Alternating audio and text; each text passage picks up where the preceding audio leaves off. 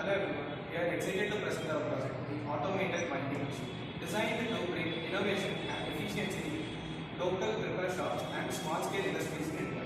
The main goal of our project is to bring small-scale industries and small businesses to be self-sufficient and cost-effective. This machine automates the winding process, saving time and reducing manual labor. It is built with affordability in mind, ensure that even small repair shop can access it without breaking their budget. It promotes manufacturing in India.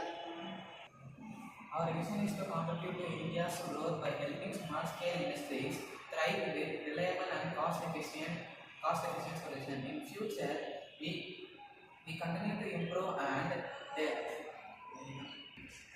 expanding our project by helping more industries across the country. Let's talk about the components. The automated winding machine project utilizes two micro-step drivers to control the two stepper motors, ensuring precise movements for winding. The power supply is provided by SMPS, which delivers necessary voltage and current.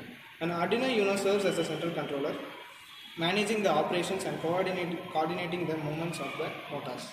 The machine is equipped with a LCD display to monitor, process and show relevant information.